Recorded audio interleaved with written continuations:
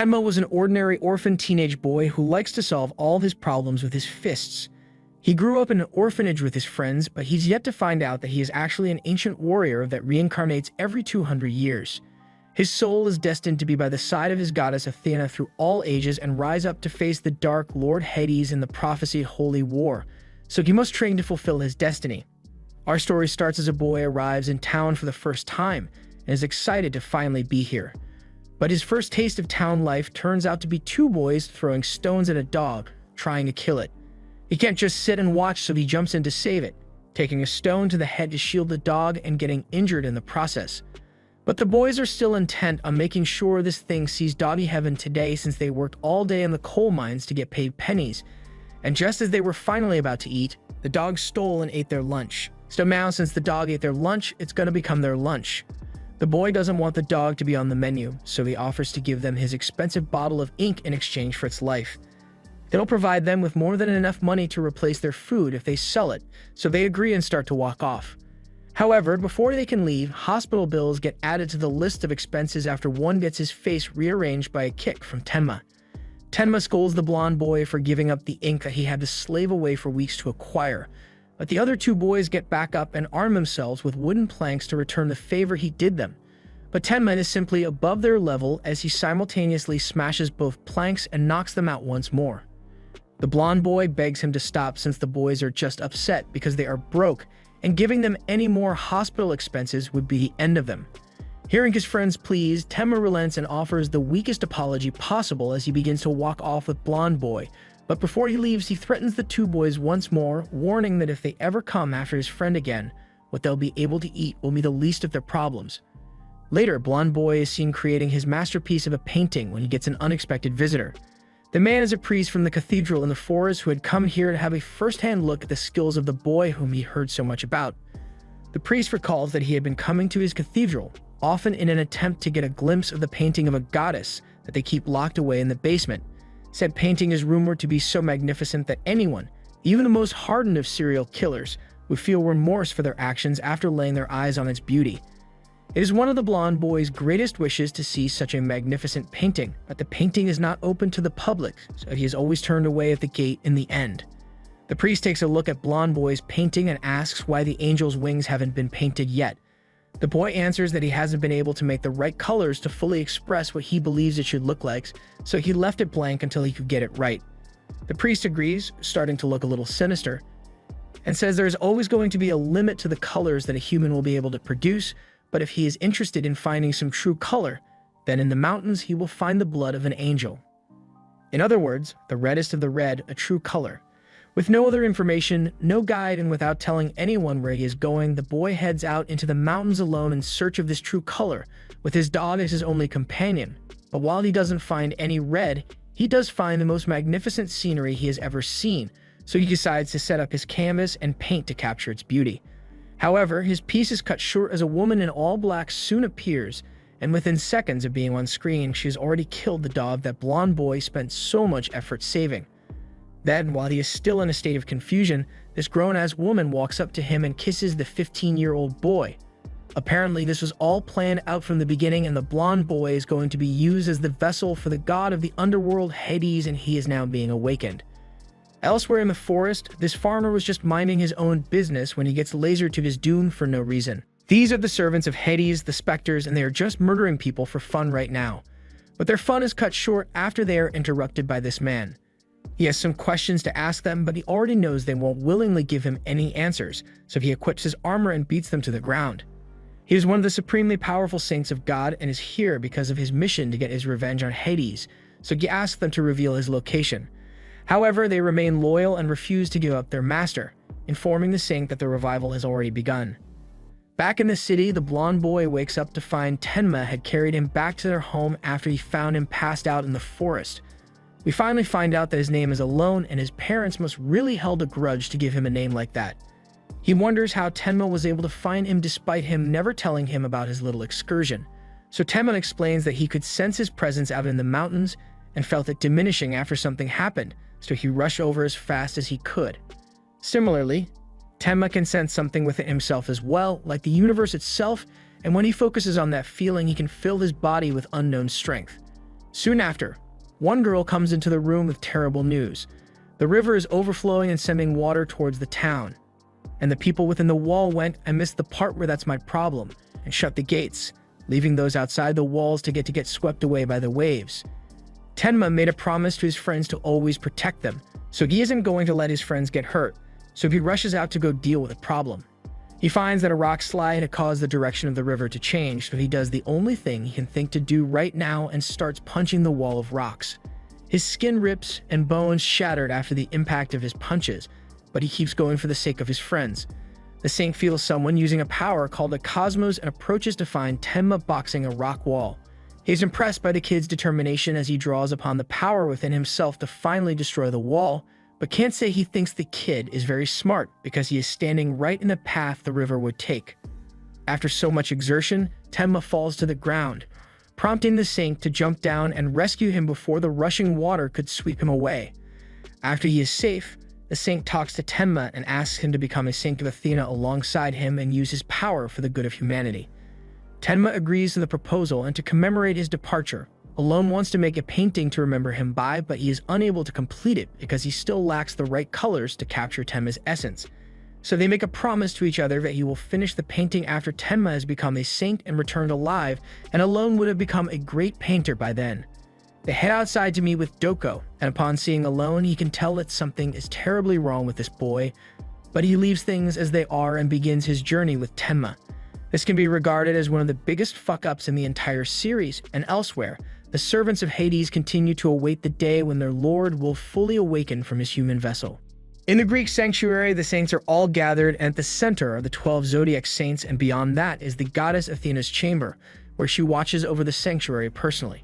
On the training grounds, the saint cadets are engaged in likely deadly combat, yet despite all their intensity, only a few of them will actually succeed in becoming saints. Tenma is over in the corner doing some stretches when he is confronted by this boy, Yato, who challenges him to a fight. Yato's friends try to reason with him to not face the boy who punched a hole through a rock wall by himself, but Yato seems to take offense to the idea that Tenma might be stronger than him, as he proudly declares that he is the strongest person here.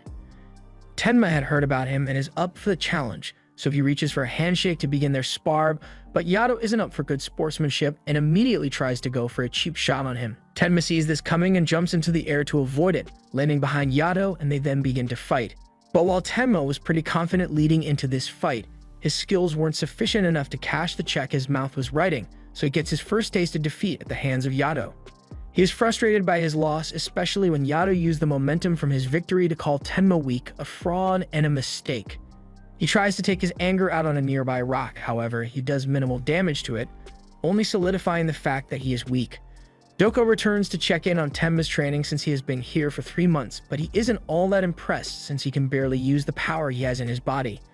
Tenma knows he should have the capability within his body, but can't understand why he isn't able to do what he did back by the river anymore. Doko explains that everything in this world is made of atoms, and as saints, they hold universes within their bodies called cosmos, which allow them to harness great power. Back then, his emotions likely made him subconsciously harness his universe and release the power held in his body, so if he wants to grow stronger, he's going to have to take a physics lesson and learn how to control this power. He then demonstrates what one can do once they learn how to control the power in their body by shattering the entire boulder with nothing but his pinky finger. Tenma sits there and thinks about how he needs to get stronger to keep his promise of protecting the people he cares about, when he notices someone wearing the same promise bracelet that he has. He realizes it must be the other friend whom he had made a promise to long ago and runs after the person, grabbing her hand to get her attention. At first, she doesn't recognize him and wonders why this strange man has just grabbed her out of nowhere, but Tenma reminds her of the promise they had made and shows her the matching bracelets they exchanged as proof of it. Sasha remembers who Tenma is and is very happy to see him, but as he asks her what she is doing here, they are suddenly attacked by this Dr. Octopus-looking guy. Tenma grabs Sasha and jumps out of the way, but he ends up getting grabbed by the tentacles and made to cough up blood before being thrown against a wall. The tentacle guy looks over to Sasha and is about to reenact a certain genre of cultured anime, but this enrages Tenma and causes his power to rise, allowing him to break free and almost turn Tentacle Man into shish kebab. However, his punch was evaded and he was shocked until he fell unconscious. While he is getting his head stomped in, Sasha has finally had enough and prepares to act to save him. But before that becomes necessary, a saint called Xian intervenes and defeats the intruder, referring to Sasha as Goddess Athena. 2 years later, Tenma has completed his training and officially become a Pegasus saint with silver armor. He is saddled with the duty of battling the Underworld's forces for the sake of Athena, aka Sasha, and he is more than happy to do just that. He stands and looks to Sasha, proud that he will be able to keep his promise to her and Alone. Meanwhile, Alone is faced with the darkness within him and is slowly being led to become a deathmonger by the followers of Hades. And once he finally accepts what he truly is, the moon goes dark and the Lord of the Underworld has fully awakened. Near that evil cathedral, several Silver Saints are engaged in combat with some Spectre Hades. They possess enough power to easily defeat them, so after killing all but one, they decide to follow it back to its base in order to gather more intel. But as they arrive at that cathedral, they are hit with the reality that they just walked past a save point and weren't prepared for a boss battle. Back at the sanctuary, those Silver Saints return to give a report on what happened on their recon mission. They say they encountered a suspicious cathedral and extremely powerful specters, but they single-handedly defeated every single one of them. This is where Xian calls their bullshit because there is no way they were able to win a fight like that, forcing them to reveal their true intentions and attack Sasha. They have been killed and resurrected, forced to serve Hades now. So though it pains her, they must be killed to relieve their souls of their torment. After being forced to kill their comrades, the Gold Saints ask to be sent to the town to avenge them, so they select a few saints, including Tenma and Yato, to go to the town to face Hades. As they approach the town, Tenma can tell that something is terribly wrong, so he rushes ahead of the group and finds that everything has been lit ablaze. He returns to his orphanage to look for Alone, but all he finds is a splatter of blood on the wall and Alone's paintings plastered to that same wall. A specter then busts through the wall soon after and attacks Tenma, and Tenma, thinking he must have killed Alone, is fueled with rage like never before, blowing the specter away with his meteor fist. The others catch up to him, but the surprises keep on coming as the specters of Hades and Hades in the body of Alone show up after knocking Yato out. Tenma can't believe what he is seeing right now, as the Alone he knew would never so much as hurt a puppy, let alone murder hundreds of people, but he still acts as a smile on his face despite all that he has done. He is happy that Tenma was able to keep his promise to return as a saint, so now he will keep his promise and finish the painting with the best red he could find, the blood of the innocent. After 2 strokes of his paintbrush, Tenma collapses to the ground while spitting up blood, and Alone begins to leave while shedding tears at the loss of his best friend. Doko yelled out in anger, questioning why Alone would do such a thing as kill his best friend, but in his twisted eyes, killing Tenma was the best salvation he could give him. Doko has heard enough of his crazy talk and tries to attack Alone, but gets stopped by one of Hades' heavenly specters and gets pushed back. He is surprised that this guy has the power to rival a Gold Saint, but as he was about to re-engage in battle to avenge the deaths of Tenma and Yato, Xian pulls him away, saying they can't win a fight here, so they have to retreat and report back to the sanctuary. Hades lets them go because he has accomplished his mission of destroying the town and crushing everything that Alone once loved, so the Holy War can now commence. He calls all of his specters back and shows them a map of the constellations. Every saint has a guardian constellation, and when that saint dies, the constellation goes black as it does with the Pegasus constellation, meaning that Tenma had actually died. He wants them all to fill the sky with nothing but black by killing all the saints and eventually Athena herself, so Minos is sent out to lead a siege on the sanctuary and bring about its downfall. As they leave to begin their raid, we see Yato, who had managed to survive the fight, crawl out of the rubble. He looks up to see the malignant shrine that now stands where the village once was.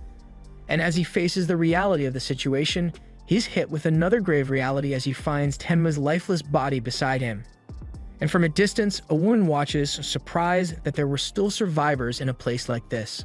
Xian and Doko return to the sanctuary to report the situation to Athena. She is informed that Yato and Tenma have both perished, greatly saddening her, but she then also receives the news that the vessel that Hades has reincarnated into is called Alone.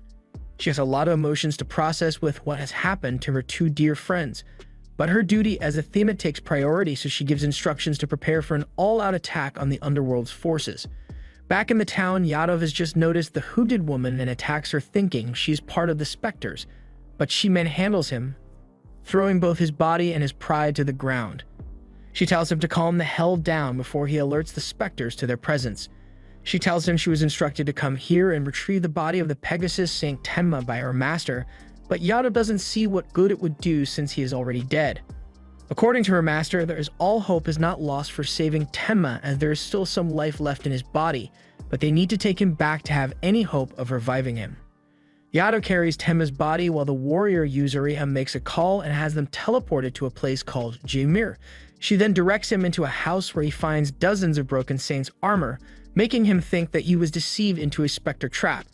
He turns around to attack Yuzuriha, but again, gets evaded with ease, unlike his ego, which is taking direct hits. As he prepares to use his Cosmo to fight her, an old man comes out of the back and one-shots him, further damaging his pride. The old man explains that though they were posted to a different battlefield, they still serve Athena, and this is simply a place where broken and dead saint cloths are brought to be revived. However, it requires the blood of a saint to be done, so to demonstrate he has Yuzuriha, who has been trained amid the same conditions as a saint, cut her wrists and pour her blood all over the armor. The man then uses his chisel and hammer to repair it, making it even more powerful than it already was. Yato goes to check on Yuzuriha, who is weak from the blood loss, but she says she is fine and shrugs it off as they have bigger issues to deal with anyway. Tenma, though his body may be dead, his soul is still intact thanks to the promise bracelet that Athena had made for him. It contains her prayers for his protection, so it keeps his soul from being corrupted by the Underworld. But he must be stuck wandering the depths of the Underworld right now, so they need to get him back. Yato loves Athena, but he also realizes that she loves Tenma most of all, so he is willing to put his feelings aside and do what he must to ensure that Athena doesn't suffer heartbreak. The old man asks if he is willing to risk his life for the mission, and after he confirms, the man tells him he must go to the Underworld himself to find Tenma's soul and bring it back, while raising a sword to slash in his head. But the old man was just trolling and gives Yato the sword as it has the blessings and prayers of Athena bestowed upon it and will protect him so he can fight his way through the Underworld. He then uses a spell to separate Yato's soul from his body and sends him to the Underworld, along with Yuzuriha for backup. They find Tenma being held captive by one of Hades' servants, Mandrake, but as they try to release him, they are spotted and attacked. The screams from Mandrake's armor numb the senses of the person hit with it, leaving both Yato and Yuzuriha in a weakened state. Seeing his friends get hurt, Tenma's Cosmo becomes fueled by rage, allowing him to overpower Mandrake and kill him. Now that things have calmed down, they explain to Tenma that he isn't fully dead yet and can return to his body, but first Yuzuriha has a mission to accomplish deeper in the Underworld. The specters that were sent to the sanctuary have begun to lay waste to the saints there, as they are no match for the overwhelming power of Minos. He can take control of their bodies and contort them in ways the human body was never meant for, so it's no easy task to face him. The invading squad moves forward to continue their attack when they come across a field of red flowers. Common sense tells most of them that this looks suspicious, so they should wait before doing anything, but these two seem to lack such senses, so they jump straight into the field of flowers and become statistics on the death toll. This was the doing of the gold Saint Albafica, and as he sits across from them, Minos is captivated by how beautiful this dude is and begins to question some things about himself. The roses are poisonous, however. After learning that these roses were poisonous, rather than avoiding the person standing in the middle of the poisonous roses, 3 of the specters run straight into it and end up dead as well. The reason Albafica is unaffected is because, as part of a security measure, the path to Athena's room is covered in these roses, and his room happens to be right next to the field of deadly roses. So all that exposure has caused him to build up high-level immunity to their poison. However, he isn't the only one with some level of poison immunity, as one of the specters, Niobe, is also immune to the effects of the flowers. He has his own poison-based powers and produces a purple gas, which may just be his BO, that kills the roses as it spreads through the air. Albafica couldn't let such nasty poison spread to the neighboring village, so he took it upon himself to absorb the full front of the BO. Afterward, he is left standing in a comatose state from the gas, while Niobe repeatedly pummels him, but after a few seconds, the color returns to his face and he is fully adapted to the poison. He then uses his own poison to form needles and injects it straight into Niobe's body, finally killing him. But after one victory, Minos comes in to take out Albafica with his puppet Cosmos that takes control of his body. He then orders his men to go kill everyone in that village just for the fun of it while he handles Albafica. But Albafica only laughs at the thought of the specters trying to get to the village because he had already prepared countermeasures for such a situation. Special roses that fly up from the ground and pierce the enemies through the heart, killing them once they turn completely red. His men have been killed, but Minos only laughs in excitement that he will be able to break such an entertaining puppet. Albafika uses the last of his strength to oppose Minos' control and launch an attack at him, but it doesn't pan out as he would have hoped, and he ends up getting his back snapped, dying at his hands. Minos then goes to the village Albafika was protecting and decides to do a bit of landscaping and kill the locals for fun, but by now, having sensed that something was wrong, backup has arrived in the form of Sheen. He prepares to face Minos, but he is ill-equipped to handle the threads that he uses, so it's looking like he's to get his back turned 180 as well. However, before Minos can complete the action, the threads are suddenly cut by roses falling from the sky. And the source of those roses is an unbelievably not dead Albafika. Despite having every bone in his body shattered and his spine disconnected, he still finds the will to walk and defend this village. With a rose in his mouth, he asks Sheen to keep everyone away from him while he deals with Minos and begins his thorn attack. This uses his blood as poisonous needles that will kill upon contact, but Minos can defend against them with his hard armor, so he feels like he has already won the battle. Albafika seems to have run out of blood and drops to his knees, so Minos begins to gloat about him being weak, but Sheen points to his chest, showing that while he wasn't paying attention, Albafika hit him with a bloody rose that has now poisoned him. He's going to die any moment now, and he can't believe he fell for something like this, but before he goes, he wants to at least take out the village as he unleashes his full power. However, Sheen uses his power to isolate Minos until he finally succumbs to the poison, but it is not a total victory as Albafika's wounds have finally caught up to him and he perishes. But the worst part is that he didn't even really accomplish anything by killing Minos, since Hades can just hit the revive on any of the specters that get killed. It's not looking good for the side of the sanctuary, but they receive word from Jamil that if they can hold out for one more day, they will get good news from Tenma and the others in the Underworld. Tenma and the others make their way through the Underworld to find the key to stopping the revival of the specters, but they are suddenly confronted by Hades, who had sensed Tenma's presence. Yuzuria tries to attack him. He's far too powerful for that and blows her away. He then goes up to Tenma and asks him to join the dark side to help destroy Athena so they can be together again.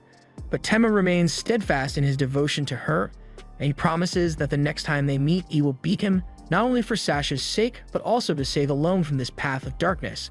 Hades finds it amusing, so he leaves Tenma alive and looks forward to their fight the next time they meet at the sanctuary. Tenma and the others continue on their journey until they come across the Bloodfalls, and at the top is their goal, one of the golden rain trees of the Underworld. As they climb up to the tree though, Tenma feels something is off, and as he turns back, he sees that Yato and Yuzuria have become frozen in time. He then hears a voice coming from the waterfall, and out comes the Virgo Gold Saint Asmita. Back in the world of the living, the other Gold Saints prepare for the next wave of specters. They are also slightly worried by the Virgo Saint, who even after this whole commotion, has yet to leave his room. He always acts on his own and has been rumored to be able to speak to the gods, but they wonder what he could be meditating about at a time like this. In the Underworld, Asmita knocks Tenma back with a powerful strike, but isn't surprised that he managed to survive since he's a god killer. Tenma doesn't understand what he is talking about, so Asmita explains that his fate has been intertwined with Hades since the Age of Myth. He was always by the side of Athena and played a huge role in changing the course of the Holy War, as he is the only human capable of hurting the god of the Underworld. But with the sorry state of his current reincarnation, Asmita doesn't believe he will be able to stop Hades this time. Tenma doesn't care and jumps up to attack once more, but is still ineffective as Asmita uses his Cosmo to neutralize it. He then shows Tenma his past, revealing how he had hurt Hades in many incarnations, scaring the Lord of the Underworld so much that he went into hiding in the depths of Hell's paradise, Elysium. He then put his soul into the body of Alone to carry out his plans, so it is partially Tenma's fault that Alone turned out this way. Knowing all this, Tenma is devastated, but his resolve to keep his promise to Alone and Sasha remains as strong as ever, so he leaps up again to attack Asmita. But even though the attack is not powerful enough to harm him, Asmita was still impressed by the resolve of Tenma's soul, so he gets out of his meditation pose to face him head-on. He casts his Treasures of Heaven, which overloads his brain and strips Tenma of his 5 senses, and since he is a spirit right now, that means he will cease to exist. But with him gone, Sasha is as good as dead, and seeing the image of Sasha being killed, Tenma is enraged beyond reason and attacks Asmita again, this time actually managing to connect his blow. However, it turned out to be nothing more than an illusion, as what he actually hit was the golden rain tree. It has reacted to his Cosmo and is bearing fruit, the same one that the master of Jimir was after, so Asmita tells him to bring back as many as he can. He can't say he respects Tenma's reasons, but he understands them, so he wishes Tenma good luck as he returns to the surface.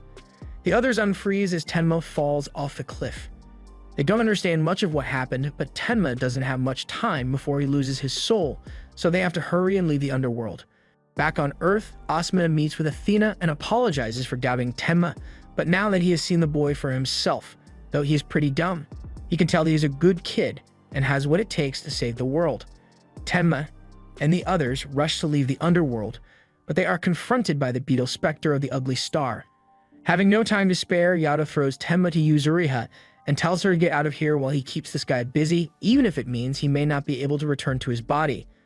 As they exited the underworld, Tenma's soul returns to his body, but he realizes that Yada is still stuck in the underworld battling the beetle specter and incidentally getting his ass whooped. He can tell by now that he doesn't have the strength to beat this specter and wishes he could have at least gotten to see Athena's face once more before he died. Accepting his death, he then goes in for one final kick, but the sword that was given to him for protection begins to glow and his soul is forcefully sent back to Earth. Tenma is glad they all made it back alive, but it is too soon to celebrate as the specters have followed them here to retrieve the golden rainberries. The specters run across the safety code violation bridge, but as they are halfway across, they have their path blocked by Asmina, who then knocks them all off into the spike pit below. After he was done with that, he goes to meet the master of Jameer and asks for the berries. The specters are immortal, but they have one weakness, and that weakness is the berries which can be crafted into weapons that can truly kill a specter. But to do that, they need Asmina to hone his Cosmo to great heights, and they don't have much time to do it either since the specters he just killed have come back to life and are attacking again. Tenma, Yado, and Yuzuria go out to face the specters, but every time they manage to kill one ends up being meaningless as they simply come back to life afterwards. Even with the odds stacked against them, they only really need to buy time for Asmina to do what he needs to do. Still, with how things are going, that's going to be easier said than done. At the top of the tower, Asmina is glad that his life finally has some meaning to it. He was born blind but was able to see all the suffering of the world. However, he held no great desire to help rid the world of its suffering. But that changed once he met Athena as a child and felt her compassion. Now he is willing to do anything to make her wish to save the world come true. A bright light flashes at the top of the tower, and the specters begin to focus their attention on stopping Asmina, but it was already too late and Asmina uses his Cosmo to kill them. And as he has finished the ritual, the beads that conceal the souls of the specters have been formed and they can no longer revive themselves. However, the price for such a powerful item was his life. Back at the sanctuary, Hades has made his move and broken through Athena's barrier to make his way into the sanctuary walls. He stands atop a tower and greets Athena, while she sits there horrified to see her beloved brother, alone as the very incarnation of evil. As he stands on the tower, he begins raining down explosion after explosion on the sanctuary, causing mass death and panic among the regular people that live there. The saints can't believe Hades would dare set foot in her sanctuary alone, but they are going to make sure he regrets that decision greatly. However, before they can make a move, they are hit with a wave of pressure from Hades that forces them to their knees. Hades then makes his way over to Athena, saying it had been well over 200 years since they last met face to face. She still can't accept that this is what Alone has become, and this little kid tries to get in front of her to protect her. But honestly, what does he think he's going to do against the god of the underworld? Athena pushes the boy back to relative safety and gets up to face him.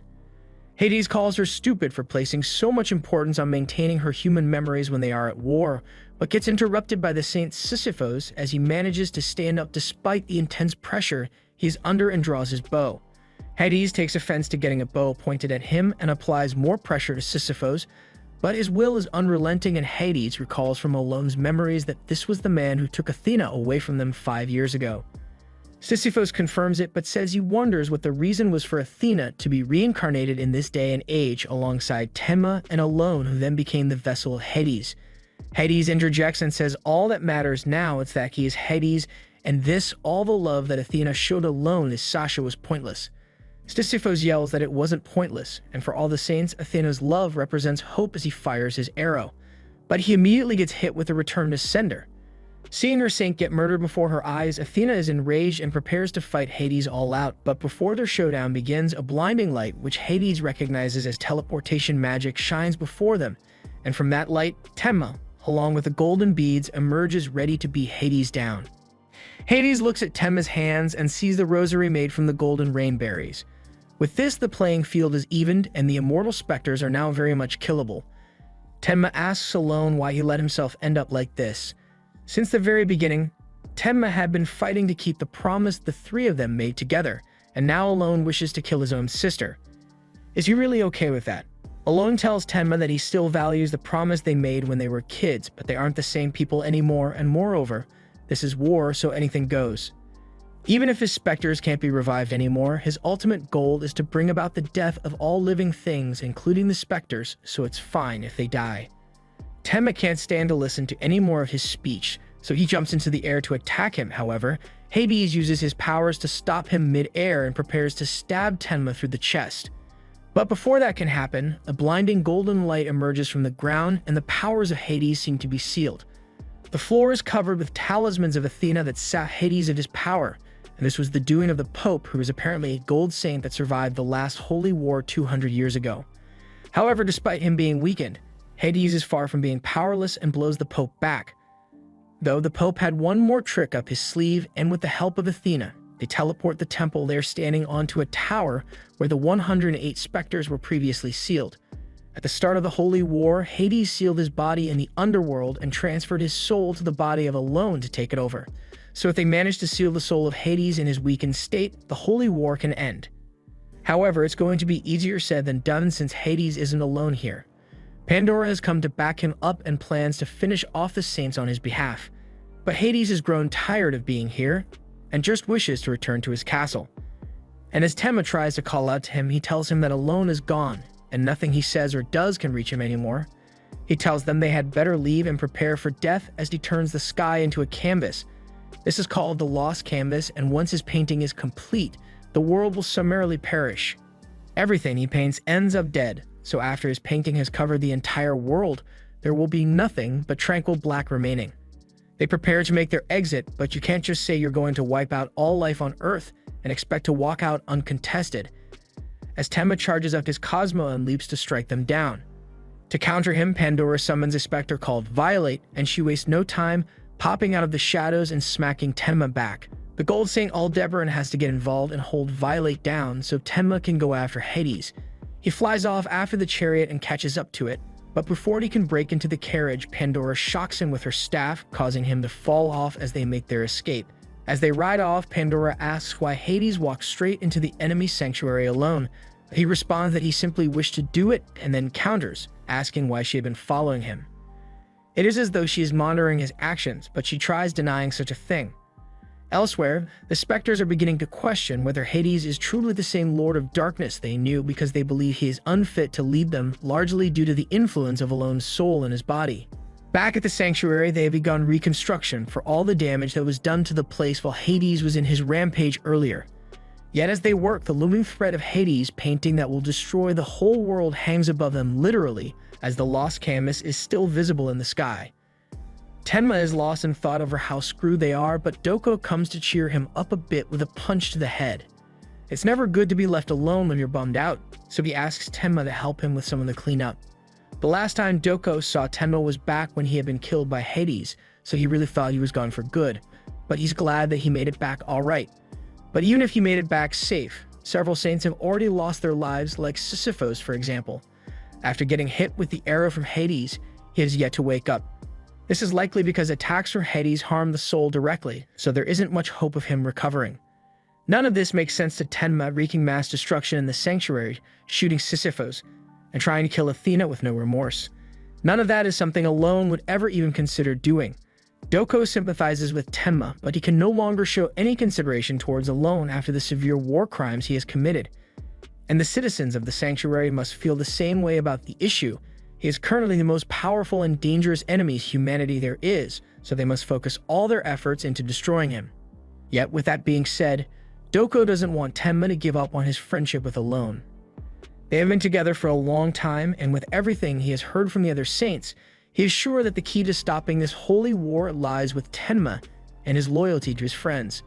Tenma is happy to see that Doko supports him, but their talk is cut short as one of the Silver Saints asks for Tenma's help with clearing out destroyed temple. And while the guy didn't say anything, the massive pillars he was carrying compared to Tenma's one pillar threatened his masculinity. So Tenma rushes over to defend his honor by outlifting this guy while cleaning out the rubble. Meanwhile, Pandora gets a visit from the gods of sleep and death, Hypnos and Thanatos. They are disappointed in Pandora for being so slow in performing her duty to get Hades to wipe out all life on Earth. And they also blame her for his little sanctuary one-man show stunt, hitting her with lightning as punishment. They warn her that further failures will not be tolerated, and she needs to remove the thing that is lingering in Hades' heart, Tenma. To accomplish this, she needs to destroy Tenma's soul so he can never be brought back to life again. And to that end, she sends out 2 specters to ensure his permanent demise. Back at the sanctuary, Tenma and the other young saints continue to train among themselves, but Tenma is now leagues above them in terms of strength and skill.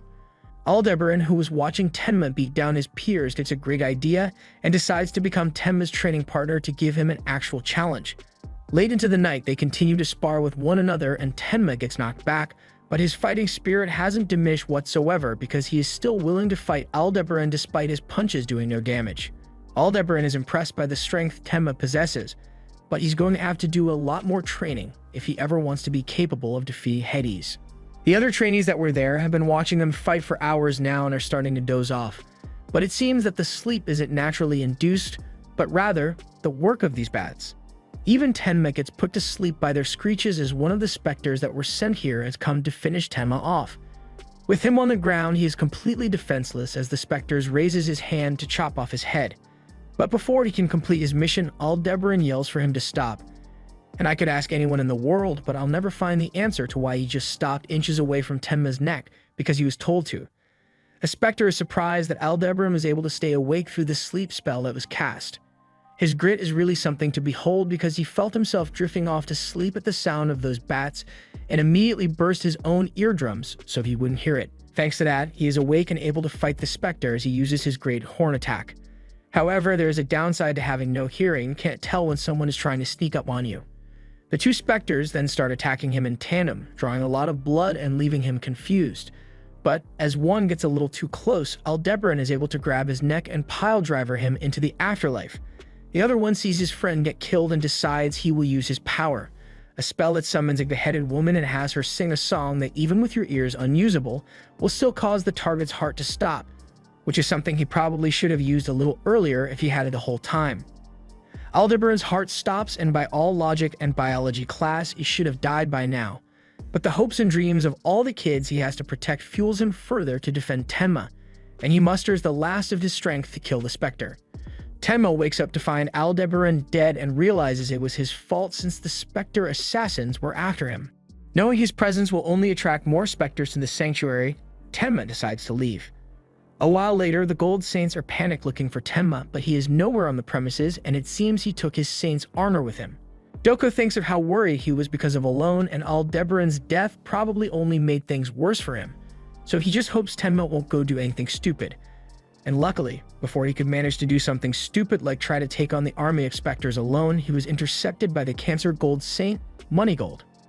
And Moneygold was having none of his "I need to leave to keep everyone safe" speech. He tells Tenma he is weak, beats his ass, and then locks him in a cell so he can't run away again. Meanwhile, Pandora is in a fit of rage over the failure of her assassins to get rid of Tenma. The entire operation was done without the knowledge of Hades, but she knows this is a necessary action to take and is also sure that Hades will understand why she had to go behind his back to do something like this. She has devoted her entire life to him, so as the one who loves him most, he should be able to forgive her. But as she hears his voice calling him from down the hall, he doesn't seem to be in a very forgiving mood. Thanatos shows up and begins gaslighting the hell out of her, using her love for Hades to cloud her judgment. He says Hades will only grow more distant from her after her recent actions, so she's better off giving him a space with no distractions so he can finish his painting without influence from Tenma, and she can always have him close. But Pandora hasn't gone full yandere yet, so the idea of locking her beloved Hades up is too extreme for her. But they ultimately convince her that if she doesn't do this, then she will inevitably lose Hades' love to try Tenma. She goes to answer Hades' call, and after everything she did without telling her, she gets yelled at a lot. She is willing to accept all his scolding, but she asks Hades if he still holds any feeling for Tenma in his heart, which he denies, but the lovingly created painting of him and Tenma in their youth, which he set as the centerpiece of his painting, tells a different story. Seeing that Tenma still holds a place in Hades' heart, Pandora crosses the line and seals him in the prison realm so he can focus on the lost canvas painting. Back at the sanctuary, Tenma was still trying to break himself out but had had no luck so far. A stone in the ground starts to shift and out from it pops Yato, who has come to rescue Tenma. He isn't sure how Yato knew about this secret passage since he was meant to be in Jumir, but he's not too focused on details right now. He gets out of the passage and surfaces on a mountainside where he is shocked to see a silver saint standing there. Since he is currently meant to be a prisoner, he puts his guard up and prepares for a fight, but the silver saint is revealed to be Yuzuriha, who finally received her armor and is now the Crane Saint. Tenma doesn't understand what is going on, but if Yuzuriha is here, then that master of Jumir must have something to do with all of this. He instructed Yuzuriha and Yato to come bust Tenma out of the cell and get him out of the sanctuary. After that, they stick with him wherever he wants to go, while he wants to go to Hades' castle. And Yato's expression shows how stupid that idea is. Meanwhile, the Pope is giving a report to Athena on why he believes it was the right decision to lock Tenma up. From the fact that there was an assassination attempt on Tenma, they know that a lone soul must still cling to Hades and cause him to keep Tenma in his heart, so they can't let him be killed because he will be their trump card. Athena finds his assessment to be logical and thinks what he did might be the right thing to do, but the Master of Jumir, who had just arrived, claims otherwise. He thinks it is true that Tenma is their greatest asset against Hades, but he can't be of any use if they don't allow him to fight. The Master of Jumir will personally take responsibility for the safety of Tenma, and he has already been broken out of his cell as they speak. It's checkmate, and the Pope concedes, deciding not to go after the escaped Tenma, but Sasha still has things she would like to say to him, so she runs to catch up before they leave. Meanwhile, Pandora is having a casual band session with Thanatos and Hypnos, as they always do on weekends, and they talk about how Tenma's constellation just got brighter, and it seems his connection to Hades from the ages of myth is as strong as ever, but with Hades locked in the prison realm, Tenma will never be able to reach him to interfere with the progression of their plans. But Pandora is upset that Tenma still remains, and it's messing up her harp rhythm, so for the sake of the band, they set up a barrier around the castle that would lead to the death of Tenma if he ever comes near here. Back with Tenma, the group has made it to the edge of the sanctuary, and now plan to head to the castle of Hades. But before they leave, they see Sasha, who came to say goodbye to Tenma, showing her bracelet to remind him of the promise that they made together, and Tenma swears he'll keep his promise as they head off on their next adventure to save the world.